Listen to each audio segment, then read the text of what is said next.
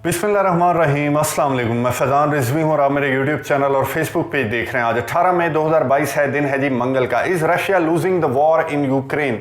क्या Russia Ukraine की जंग हार रहा है? अगर आप वेस्टर्न मीडिया, यूरोपियन मीडिया उठाकर देखें तो आपको मालूम होगा, एक ना एक खबर, एक ना एक सुर्खी आपको ऐसी नजर आएगी कि Russia is actually losing the war in Ukraine और यूक्रेन जो है वो आने वाले दिनों में फातेह करार पाएगा। इस बात में कितनी हकीकत है, मैंने अपनी कम्युनिटी पर एक पोलिंग भी करवाई। इस हवाले से आप लोगों की राय, आप लोगों के सवालात जो हैं वो मौसूल हो चुके हैं, वो भी वीडियो का हिस्सा बनाएंगे। लेकिन उससे कबल रीसेंट अपडेट्स मैं आपके साथ शेयर कर लेता हूं क्विकली। रशिया मॉस्को जो है अपने ऑपरेशन के दूसरे फेज को लेकर आगे की जानिब बढ़ रहा है। वही पेस, वही रफ्तार है रशिया की, लेकिन एक मेजर इजाफा हुआ रशिया के अंडर कंट्रोल्ड इलाकों में। मरियोपोल का जो शहर है, जो कि बहुत इंपॉर्टेंट शहर है यूक्रेन का, वो भी रशिया के अंडर कंट्रोल्ड इलाकों में शामिल हो गया। उस वक्त जब अज़ोव बटालियन और जो भी यूक्रेन के ट्रूप्स अज़ोवस्टाल स्टील प्लांट के अंदर छुपे हुए थे, उन्होंने गुज़िश्ता रोज़ हथियार डालने का जब ऐलान किया, तभी से मरियोपोल का जो कंट्रोल है वो मॉस्को की फोर्सेस के पास आ चुका है। अभी भी इवैक्यूएशन का जो अमल है वो जारी है। अज़ोवस्टाल स्टील प्लांट से अब तक की रिपोर्ट्स के मुताबिक 960 जो फौजी हैं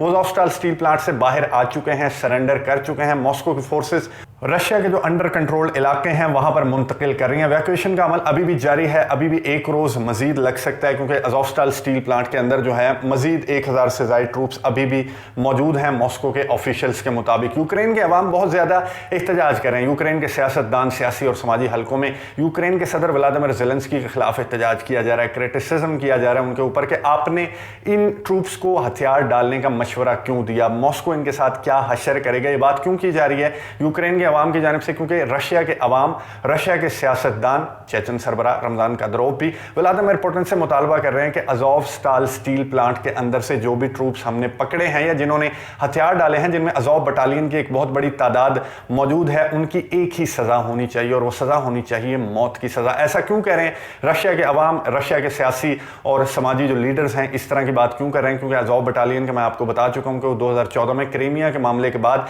ये बटालियन बनाई गई थी, खास इसलिए कि वो एथनिक रशियन को मारे काटे, और इनकी एक बहुत बड़ी फहरिस्त है इनकी कत्लो गारत की, जिसकी वजह से रशिया के अवाम की जानिब से और कुछ सियासतदानों की जानिब से व्लादिमीर पुतिन से इस तरह का मुतालबा किया जा रहा है, जिसे लेकर यूक्रेन के अवाम सरापा एहतजाज हैं। और यूक्रेन के सदर व्लादिमीर ज़ेलेंस्की ने उन्हें तसल्ली देते हुए कहा है कि मैं राबतों में हूं नेटो ममालिक, यूरोपियन कंट्रीज के सरबराहान, आलमी इदारों के साथ, और हम कोशिश कर रहे हैं कि जो मुआहिदा तय पाया था कैदियों के तबादले का, उस तबादले में अज़ोव बटालियन के जो कैदी हैं वो हमारे हवाले कर दिए जाएंगे। लेकिन रशिया में बहुत ज्यादा इस तरह की स्टेटमेंट सामने आ रही हैं। रशिया के जो प्रोमिनेंट लीडर्स हैं उनकी जानिब से कहा जा रहा है कि जो भी कैदियों के तबादले का जो मुआहिदा तय पाया है उसमें अज़ोव बटालियन के कैदियों का तबादला नहीं होना चाहिए। मॉस्को के ऑफिशियल की, अभी जब मैं वीडियो रिकॉर्ड कर रहा हूं तो एक स्टेटमेंट बहुत इंपॉर्टेंट जारी की गई मॉस्को के ऑफिशियल्स की जानिब से। उन्होंने ये कहा कि हम एक लॉ पास करवाने वाले हैं, एक कानून लेकर आने वाले हैं पार्लियामान में, जिसके तहत जो अज़ोव बटालियन है उसे एक टेररिस्ट ऑर्गेनाइजेशन डिक्लेयर किया जाएगा, जिसके बाद इनका ट्रायल स्टार्ट किया जाएगा। यूक्रेन में भी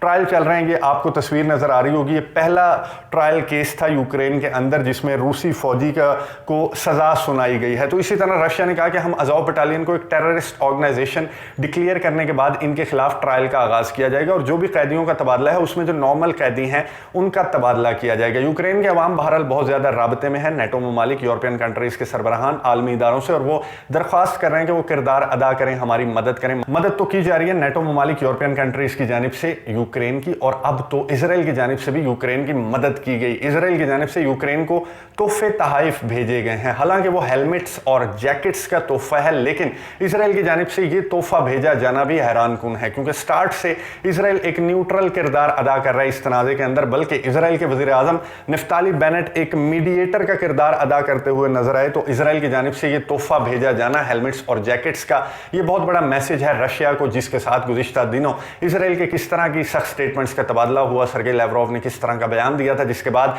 इजराइल ने किस तरह से एहतजाज किया था, उसकी डिटेल में मैं नहीं जाऊंगा। बहरहाल इजराइल की जानिब से तोहफे तहाइफ का अमल जो है यूक्रेन को स्टार्ट हो गया है। जर्मनी ने भी इसी तरह हेलमेट से स्टार्ट किया था, और करते करते जो अब लीथल वेपन जो है जर्मनी की जानिब से प्रोवाइड किया जा रहा है यूक्रेन को। तो क्या इजराइल भी आने वाले दिनों में यूक्रेन को लीथल वेपन प्रोवाइड कर सकता है? और यूक्रेन ने इसराइल के वज़ीर आज़म नफ्ताली बेनेट से वो बैटरी मांगी है, एंटी मिसाइल सिस्टम मांगा है, तो क्या वो बैटरी भी आने वाले दिनों में इसराइल यूक्रेन के हवाले कर कर सकता है। आने वाले दिनों में इस मामले पर नजर रखेंगे क्योंकि आने वाले दिन बहुत ज़्यादा क्रूशियल होने वाले हैं। दोनों ममालिक ने नेटो की मेंबरशिप के लिए अप्लाई कर दिया है ऑफिशियली। ये तस्वीर आपको नजर आ रही होगी, नेटो की जानिब से ऑफिशियल पेज पर जारी की गई। नेटो के जो चीफ हैं स्टोल्टनबर्ग, इन्होंने थामी हुई हैं वो एप्लीकेशंस, वो ऑफिशियल एप्लीकेशंस जो कि फिनलैंड और स्वीडन की जानिब से बाकायदा तौर पर नेटो की मेंबरशिप के लिए एप्लीकेशंस सबमिट कर दी गई हैं। स्टोल्टनबर्ग ने ये कहा है अपनी ट्वीट में, अपने मैसेज में ये बताया कि दोनों ममालिक ने ऑफिशियली एप्लीकेशन सबमिट कर दी हैं जिनको as soon as possible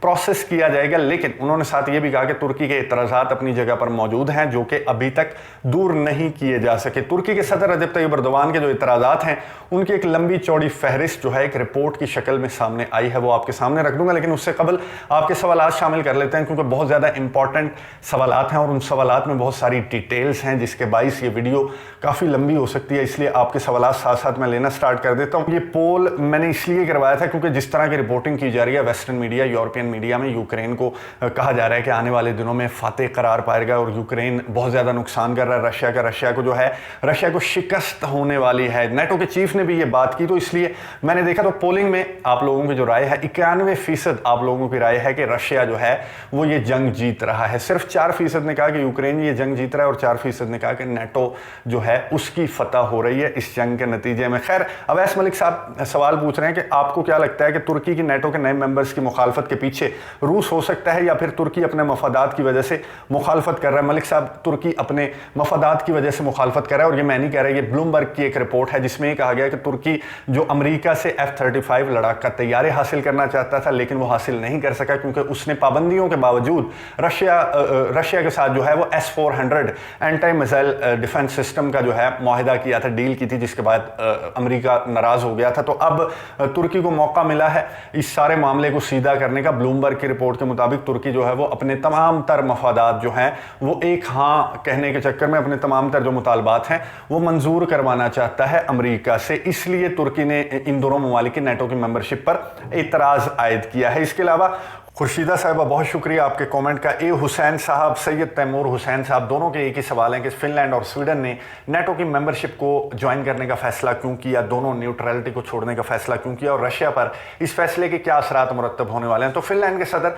CNN को इंटरव्यू दे रहे थे, उन्होंने कहा कि यूक्रेन पर जिस तरह से एक सॉवरन कंट्री पर रशिया ने हमला किया तो उस हमले ने हमें मजबूर किया कि हम ये फैसला लें कि हम नेटो की मेंबरशिप के लिए अप्लाई करें, इसलिए हमने ये फैसला लिया। और क्रेमलिन का ये कहना है कि दोनों ममालिक की नेटो को ज्वाइन करने से हमें कोई असर नहीं होने वाला। हालांकि 24 फरवरी से कबल की अगर बात करें तो रशिया का मौक़िफ़ जो है वो नेटो की एक्सपेंशन पर काफ़ी स्ट्रिक्ट और स्ट्रॉन्ग था, लेकिन अब बहुत ज़्यादा नरम लाइन लेते हुए दिखाई दे रहे हैं रशिया के सदर व्लादिमीर पुतिन। और जो फिनलैंड के सदर हैं वो CNN को दिए गए इंटरव्यू में अपने फैसले को एक्चुअली जस्टिफाई नहीं कर सके क्योंकि फिनलैंड वही मुल्क है जो इस जंग के दौरान भी बारहा फिनलैंड कह चुका था कि हम एक न्यूट्रल स्टेटस रखते हैं और हम नेटो को ज्वाइन करने का बिल्कुल भी नहीं सोच रहे, और अचानक से फैसला जो है उसको जस्टिफाई नहीं कर सके। CNN के इंटरव्यू में फिनलैंड के जो सदर हैं शाहिद शाह साहब, बहुत शुक्रिया आपके कमेंट का, आपके सवाल का। उन्होंने एक तो रशिया की स्ट्रेटजी की बात किया, बिल्कुल रशिया की स्ट्रेटजी पर और भी बहुत सारे व्यूअर्स ने बात किया कि कीव और खारकीव से क्यों मॉस्को की फोर्सेस जो हैं वो वापस लौट गई। तो मैं आपको बता दूं कि व्लादिमीर पुतिन ने जब इस ऑपरेशन का आगाज़ किया था तो अहदाफ ये बताए थे कि एक तो डॉनबास रशियन एथनिसिटी के लोगों पर जो जुल्म होता है यूक्रेन की जानिब से, जो डीनाज़िफाई करना है हमने यूक्रेन को, डॉनबास का इलाका जो है उसको कंट्रोल करना है, उसकी आज़ादी को पहले ही रशिया ने तस्लीम कर लिया और नेटो की एक्सपेंशन पर एतराज़ आयद करते हुए इस ऑपरेशन का आगाज़ किया था व्लादिमीर पुतिन ने। तो मेरी अंडरस्टैंडिंग के मुताबिक अपने अहदाफ जो हैं नेटो की एक्सपेंशन पर एक स्ट्रिक्ट लाइन के अलावा अपने अहदाफ मॉस्को रशिया जो है वो बखूबी अंजाम दे रहा है, अपने अहदाफ हासिल कर रहा है। और इस दौरान ज़ायनिज़्म के सबूत आपके सामने हैं, जो अज़ोवस्टाल स्टील प्लांट के अंदर से इवन जो ट्रूप्स निकले हैं उनमें से भी कितनी ज़्यादा तादाद 40 से ज़ायद जो फौजी हैं वो ज्यूज़ हैं। और इसके अलावा जो सर्गेई लैवरोव की स्टेटमेंट वो भी आपके सामने, अब इसराइल की जानिब से यूक्रेन की मदद भी शुरू कर दी गई है और उसकी वजह भी यही है कि जिस तरह से ज्यूज़ सामने आ रहे हैं, जिस तरह से नाज़िज़्म सामने आ रहा है यूक्रेन के अंदर, जिसको लेकर रशिया ने इस ऑपरेशन के आगाज़ का फैसला किया था। व्लादिमीर पुतिन ने इस ऑपरेशन को ये कहा था कि हमने डीनाज़िफाई करना है यूक्रेन को, तो उसके तहत ये ऑपरेशन जो है वो कंडक्ट किया जा रहा है। अफजाल हुसैन साहब बहुत शुक्रिया, सोना भट्ट साहब बहुत शुक्रिया आपके कमेंट का, राना सलीम साहब बहुत शुक्रिया। राना सलीम साहब आपके कमेंट में एक लाइन मुझे बहुत अच्छी लगी, Russia is huge enough to bear cost of war as well as can destroy even eradicate his enemy। Russia बहुत बड़ा है, रशिया इतना बड़ा है कि रशिया के एक कोने से दूसरे कोने तक अगर आप सफ़र करें तो आपको 11 मरतबा अपनी घड़ी को बदलने की ज़रूरत पड़ेगी। रशिया के एक कोने से दूसरे कोने तक 10 घंटे का टाइम डिफरेंस है। रशिया इतना बड़ा है कि रशिया के अंदर 85 रीजन्स हैं और एक जो रीजन है, जो सबसे बड़ा रीजन है रशिया का, अगर वो एक अलहदा मुल्क होता तो दुनिया का 8वां बड़ा मुल्क होता। दुनिया में छोटे छोटे जो 164 ममालिक हैं, रशिया उनसे भी बड़ा है। आप यूक्रेन की बात करते हैं जो 5% लोग, 4% जिन्होंने ये कहा कि यूक्रेन रशिया को शिकस्त दे रहा है, आप यूक्रेन की बात करते हैं। मैं आपको यूरोप की बात बताता हूँ। यूरोप में 40 से ज़्यादा ममालिक हैं और रशिया पूरे यूरोप से 2.5 गुना बड़ा है। Russia Canada, India, America, China से भी 2 गुना बड़ा है। सिर्फ रकबे में नहीं, मैं आपको एक और इंटरेस्टिंग फैक्ट बता दूं कि रशिया के अंदर एक म्यूजियम है जो कि दुनिया के बड़े म्यूजियम्स में उसका शुमार होता है। उस म्यूजियम में रखी गई चीज़ों को अगर आप देखना स्टार्ट करें और एक चीज़ को 2 मिनट तक देखें तो पूरा म्यूजियम विजिट करने में आपको 6 साल लगेंगे। रशिया इतना बड़ा है। रशिया सिर्फ रकबे में बड़ा नहीं है बल्कि ताकत में उससे भी ज़्यादा बड़ा है। रशिया की जो आर्मी है वो दुनिया में दूसरे नंबर पर आती है। न्यूक्लियर एतबार से दुनिया की पहली बड़ी पावर रशिया के पास वाहिद एक इंटरकॉन्टिनेंटल बैलिस्टिक मिसाइल है जिसका तजर्बा रशिया ने हाल ही में किया। वो सिर्फ रशिया के पास है कि वो रशिया में बैठकर दुनिया के किसी भी कोने में किसी भी मुल्क को निशाना बना सकता है। रशिया की आर्मी बहुत बड़ी है, तो रशिया और यूक्रेन का कोई मुकाबला नहीं। और जिस तरह से रशिया की फोर्सेस आगे की जानिब बढ़ रही हैं, तो आप क्या समझते हैं कि रशिया कीव या खारकीव का कंट्रोल नहीं संभाल सकता? रशिया ने यह कहा अपनी एक स्टेटमेंट में, हम 30 मिनट में 30 नेटो ममालिक को शिकस्त दे सकते हैं और ये एक फैक्ट है। तो रशिया का जो ऑपरेशन है वो एक स्ट्रेटजी के साथ आगे बढ़ रहा है और जहां से रशिया की फोर्सेस पीछे हट रही हैं या आगे आ रही हैं, ये एक वॉर की स्ट्रेटजी है। ये वेस्टर्न मीडिया और यूरोपियन मीडिया जो है इसे वो हार और जीत बताकर बयान कर रहे हैं। तो ये बिल्कुल एक जो मीडिया की जंग है, वो भी आजकल जो जंगें होती हैं उसमें मीडिया की जंग जो है वो एक बहुत बड़ा किरदार अदा करती है। तो मीडिया की जंग, रशिया ने भी कहा, क्रेमलिन ने भी कहा कि यूक्रेन जंग जीत रहा है, लेकिन सोशल मीडिया पर, वेस्टर्न मीडिया पर और यूरोपियन मीडिया पर तो ये एक हकीकत है। मोहम्मद अतीक साहब बहुत शुक्रिया आपके कमेंट का। प्रो एक्सपोजर साहब बहुत शुक्रिया आपके कमेंट का। रबील खान साहब, सईद अहमद साहब, अबू बकर सैयद साहब बहुत शुक्रिया। मोहम्मद सरवर अंजुम साहब बहुत शुक्रिया आपके कमेंट का। एस खान साहब, मोहम्मद अतीक साहब, जहांजेब साहब ने कहा कि एनीवे बेनिफिट्स गो टू नेटो। बिल्कुल मैं आपकी बात से इत्तफाक करता हूं कि आखिरकार फ़ायदा जो है वो नेटो ममालिक को है जो दूर बैठकर तमाशा देख रहे हैं। यूक्रेन के सदर व्लादिमीर ज़ेलेंस्की को इस जंग में धकेल कर अगर नुकसान हो रहा है तो वो तमाम यूरोपियन कंट्रीज़ का हो रहा है जो अपनी एनर्जी को लेकर बहुत ज़्यादा टेंशन में है, गैस और तेल को लेकर बहुत ज़्यादा टेंशन में है। बिजली बंद कर दी गई फिनलैंड की। यूक्रेन में कितना ज़्यादा नुकसान हो रहा है, लाखों लोग जो हैं वो हिजरत कर चुके हैं। यूक्रेन के अंदर कितने ज़्यादा जो सिविलियंस हैं, अब तक की रिपोर्ट के मुताबिक, जो United Nations human rights council की रिपोर्ट है उसके मुताबिक 5000 से ज़्यादा सिविलियंस जो हैं वो मारे जा चुके हैं। यूक्रेन ने क्लेम किया कि हमने 30,000 रशियन फौजियों को मारा है। बरतानिया ने कहा कि यूक्रेन ने 15,000 रशियन फौजियों को मारा है और रशिया ने लेट अप्रैल में, लास्ट वीक में अप्रैल के जो स्टेटमेंट जारी की गई थी रशिया की जानिब से, तो उन्होंने ये कहा था कि हमारे इस जंग के दौरान 3000 से ज़्यादा फौजी जो हैं वो मारे गए हैं। इसके अलावा यूक्रेन ने क्लेम किया है कि हमने रशिया के 650 टैंक्स मारे हैं, 3000 से ज़्यादा जो आर्टिलरी है, जो जंगी साजो सामान है, उसका नुकसान किया। इसके अलावा लड़ाका तैयारे और एक जंगी जहाज़ भी मारने का क्लेम किया है यूक्रेन ने। लेकिन ये फिगर जो है वो एग्जैक्ट और करेक्ट नहीं है, बल्कि क्रेमलिन की जानिब से कोई भी फिगर जारी नहीं किया गया यूक्रेन से मुतल्लिक या अपने अफवाज के मारे जाने से मुतल्लिक कोई फिगर जो है इस वक्त तक सही नहीं कह सकते। प्रोपेगेट किए जा रहे हैं जिस तरह के फिगर सामने आ रहे हैं, कहाँ पर 3000, कहाँ पर 30,000, यूके कह रहे हैं 15,000। तो ये बहुत मुख्तलिफ फिगर्स आपको नज़र आएंगे अगर आप मीडिया पर सर्च करने की कोशिश करेंगे। एग्जैक्ट फिगर अभी कोई नहीं जानता कि कितना नुकसान किसका हुआ है। और सुहेल अंजुम साहब बहुत शुक्रिया आपके कमेंट का। और इसके अलावा मैं क्विकली इसलिए चल रहा हूँ क्योंकि बहुत ज़्यादा कमेंट्स हैं, अगर मैं सबके जवाब देने लगा तो वीडियो बहुत ज़्यादा तवील हो जाएगी। एस खान साहब आपका नाम मैं ले चुका हूँ।